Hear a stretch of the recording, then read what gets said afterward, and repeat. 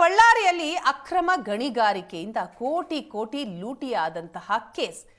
ಈ ಗಣಿಗಾರಿಕೆಯಿಂದ ಕೋಟಿ ಕೋಟಿ ಲೂಟಿಯಾಗಿದೆ. ಅಂತಿಮ ಹಂತಕ್ಕೆ ಈಗ ಪ್ರಕರಣ ಬಂದಿರೋದು. ಸುಪ್ರೀಂ ಕೋರ್ಟ್ ತೀರ್ಪಿನ ಹಿನ್ನೆಲೆ ಇವತ್ತಿನಿಂದ ತನಿಖೆ ಆರಂಭ.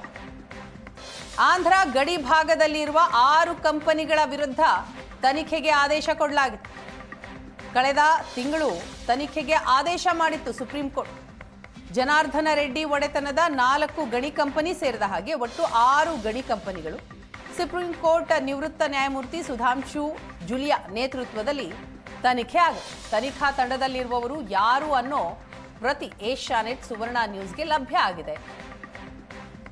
ನಿವೃತ್ತ ನ್ಯಾಯಮೂರ್ತಿ ಸುಧಾಂಶು ಜುಲಿಯಾ ಸೇರಿ 10 ಮಂದಿಯನ್ನ ಒಳಗೊಂಡಂತಹ ತನಿಖಾ ತಂಡ ಅಕ್ರಮ ಗಣಿಗಾರಿಕೆ, ಅದಿರು ಸಾಗಾಟ, ಪರಿಸರದ ಮೇಲಾದಂತಹ ಪರಿಣಾಮಗಳು, ಕರ್ನಾಟಕ ಹಾಗೂ ಆಂಧ್ರ ಪ್ರದೇಶಗಳ ಪರ್ಮಿಟ್ ದುರ್ಬಳಕೆಯ ತನಿಖೆ ಆಗಬೇಕು.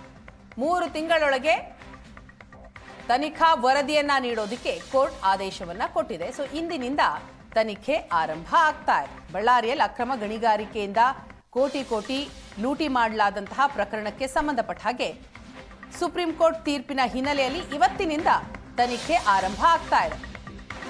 ಓಬಳಾಪುರಂ ಮೈನಿಂಗ್ ಕಂಪನಿಯಲ್ಲಿ ಅಕ್ರಮ ಗಣಿಗಾರಿಕೆಯ ಆರೋಪಕ್ಕೆ ಸಂಬಂಧಪಟ್ಟ ಹಾಗೆ ಹೆಚ್ಚಿನ ಅಕ್ರಮ ಗಣಿಗಾರಿಕೆ ನಡೆಸಿದ್ದಾರೆ ಅಂತ ಸಿಬಿಐ ವರದಿ ಕೊಟ್ಟಿದೆ.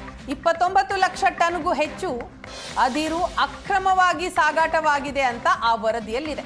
ಇದೇ ಪ್ರಕರಣದಲ್ಲಿ ಮಾಜಿ ಸಚಿವ ಜನಾರ್ದನ ರೆಡ್ಡಿಗೆ ಶಿಕ್ಷೆಯ ಪ್ರಮಾಣ ಕೂಡ ಪ್ರಕಟವಾಗಿತ್ತು. ಇದೀಗ ಆಂಧ್ರದ ಗಡಿಯಲ್ಲಿರೋ ಎಲ್ಲಾ ಮೈನಿಂಗ್ ಕಂಪನಿಯ ವಿರುದ್ಧ ತನಿಖೆಗೆ ಆದೇಶ. ಆಂಧ್ರ ಸರ್ಕಾರ ಸುಪ್ರೀಂ ಕೋರ್ಟ್ಗೆ ಪ್ರತ್ಯೇಕ ಅರ್ಜಿಯನ್ನ ಸಲ್ಲಿಸಿದಂತಹ ಹಿನ್ನೆಲೆ ತನಿಖೆ ಆಗುತ್ತೆ. ಮತ್ತೊಮ್ಮೆ ಸರ್ವೆ ಮಾಡಿ ವರದಿ ಸಲ್ಲಿಸುವಂತೆ ಕೋರ್ಟ್ ಆದೇಶ ಕೊಟ್ಟಿದೆ. ಈ ತನಿಖೆಯಿಂದ ಶಾಸಕ ಜನಾರ್ದನ ರೆಡ್ಡಿಗೆ ಮತ್ತೆ ಸಂಕಷ್ಟ ಶುರುವಾಗಿದೆ. ಈ ಬಗ್ಗೆ ಡೀಟೇಲ್ಸ್ ಕೊಡ್ತಾರೆ ನಮ್ಮ ಪ್ರತಿನಿಧಿ ನರಸಿಂಹಮೂರ್ತಿ. ಇದೀಗ ನಮ್ಮ ಜೊತೆ ಸಂಪರ್ಕದಲ್ಲಿದ್ದಾರೆ. ನರಸಿಂಹಮೂರ್ತಿ, ಬಳ್ಳಾರಿಯಲ್ಲಾದಂತಹ ಅಕ್ರಮ ಗಣಿಗಾರಿಕೆ ವಿಚಾರಕ್ಕೆ ಸಂಬಂಧಪಟ್ಟ ಹಾಗೆ ಸುಪ್ರೀಂ ಕೋರ್ಟ್ ಏನ್ ತೀರ್ಪನ್ನ ಕೊಡ್ತು ಅದರ ಅನ್ವಯ ಇವತ್ತಿನಿಂದ ತನಿಖೆ ಆರಂಭ ಆಗ್ತಾ ಇದೆ. ಮತ್ತೊಂದ್ ಕಡೆ ಜನಾರ್ದನ ರೆಡ್ಡಿ ಅವರಿಗೆ ಮತ್ತೆ ಒಂದು ರೀತಿ ಸಂಕಷ್ಟ ಶುರು ಅಲ್ವಾ?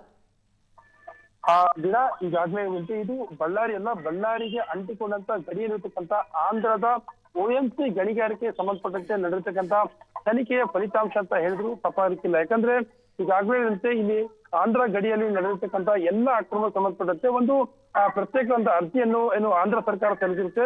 ಆ ಅರ್ಜಿ ಅನ್ವಯ ಕಳೆದ ವಾರ ಕಳೆದ ತಿಂಗಳು ಸಂಪೂರ್ಣ ಅಂತ ತನಿಖೆ ಮಾಡಿರ್ತಕ್ಕಂಥ ಸುಪ್ರೀಂ ಕೋರ್ಟ್ ಒಂದು ನಿವೃತ್ತ ನ್ಯಾಯಾಧೀಶರ ಸಮ್ಮುಖದಲ್ಲಿ ಒಂದು ತನಿಖೆ ಮಾಡಿ ಯಾವೆಲ್ಲ ರೀತಿ ಅಕ್ರಮ ಆಗಿದೆ, ಆ ಗಡಿ ಒತ್ತುವರಿ ಆಗಿರ್ತಕ್ಕಂಥದ್ದಾಗಿರ್ಬೋದು, ಪರಿಸರ ನಾಶ ಆಗಿರ್ತಕ್ಕಂಥದ್ದಾಗಿರ್ಬೋದು, ಮತ್ತು ಇಲ್ಲಿಗಲ್ ಪರ್ಮಿಟ್ ಅನ್ನು ಆಂಧ್ರ ಮತ್ತು ಕರ್ನಾಟಕದ ಪರ್ಮಿಟ್ ಗಳನ್ನು ದುರ್ಬಳಕೆ ಯಾವ ರೀತಿ ಎಲ್ಲ ಮಾಡಿಕೊಂಡಿದೆ ಅದೆಲ್ಲವನ್ನೂ ಸೇರಿಕೊಂಡು ತನಿಖೆ ಮಾಡಿ ಒಂದು ವರದಿಯನ್ನು 3 ತಿಂಗಳ ಒಳಗಾಗಿ ಸಲ್ಲಿಸಬೇಕು ಅನ್ನೋ ಒಂದು ಆದೇಶವನ್ನು ಮಾಡಿತ್ತು. ಇವತ್ತಿಂದ ಅಧಿಕೃತವಾಗಿ ತನಿಖೆ ಆರಂಭ ಆಗಲಿದೆ. ಇದು ನಿಜಕ್ಕೂ ಮಾಜಿ ಸಚಿವ ಜನಾರ್ದನ ರೆಡ್ಡಿ ಅವರಿಗೆ ಒಂದು ದೊಡ್ಡ ಕಂಟಕ ಅಂತ ಹೇಳಿದ್ರು ತಪ್ಪಾಗಿರ್ತಿಲ್ಲ. ಯಾಕಂದ್ರೆ ಗಡಿಯಲ್ಲಿರ್ತಕ್ಕಂಥ 6 ಕಂಪನಿಗಳ ಪೈಕಿ 4 ಕಂಪನಿಗಳು ಮಾಜಿ ಸಚಿವ ಜನಾರ್ದನ ರೆಡ್ಡಿ ಒಡೆತನದ್ದಾಗಿದೆ ಮತ್ತು ಇನ್ನು 2 ಕಂಪನಿ ಬೇರೆಯವರದ್ದಾಗಿದೆ.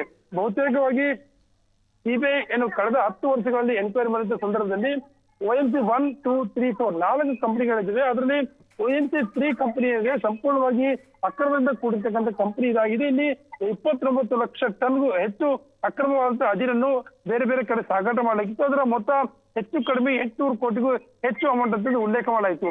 ಇದೇ ಪ್ರಕರಣಕ್ಕೆ ಸಂಬಂಧಪಟ್ಟಂತೆ ಮಾಜಿ ಸಚಿವ ಜನಾರ್ದನ ರೆಡ್ಡಿ ಅವರಿಗೂ ಶಿಕ್ಷೆಗೂ ಆಗಿತ್ತು. ಹೀಗಾಗಿ ಎಲ್ಲ ಒಂದ್ ಕಡೆ ಮತ್ತೊಮ್ಮೆ ಈ ತನಿಖೆ ಆಗ್ತದೆ. ಅಂದ್ರೆ OMC 1, 2, 3, 4 4 ಕಂಪನಿಗಳು ಮತ್ತು ಮತ್ತಿತರ 2 ಕಂಪನಿಗಳು ಸೇರಿದಂತೆ ತನಿಖೆ ಆದಾಗ ಮತ್ತೊಮ್ಮೆ ಜನಾರ್ದನ ರೆಡ್ಡಿಗೆ ಒಂದಷ್ಟು ಸಂಕಟ ಬರುವುದು. ಮತ್ತು ಈ ತನಿಖಾ ತಂಡ ಏನಿದೆ, ನಿವೃತ್ತ ನ್ಯಾಯಮೂರ್ತಿಯ ತನಿಖಾ ತಂಡ ಏನಿದೆ, ಆ ತನಿಖಾ ತಂಡ ಜನಾರ್ದನ ರೆಡ್ಡಿ ಅವರನ್ನ ವಿಚಾರಣೆ ಕೂಡ ಮಾಡತಕ್ಕಂತ ಸಾಧ್ಯತೆ ಇದೆ ಅಂತ ಹೇಳಲಾಗ್ತಾ ಇದೆ. ವೀಣಾ, ಥ್ಯಾಂಕ್ ಯು ನರಸಿಂಹಮೂರ್ತಿ ತಮ್ಮೆಲ್ಲ ಡೀಟೇಲ್ಸ್ಗಾಗಿ.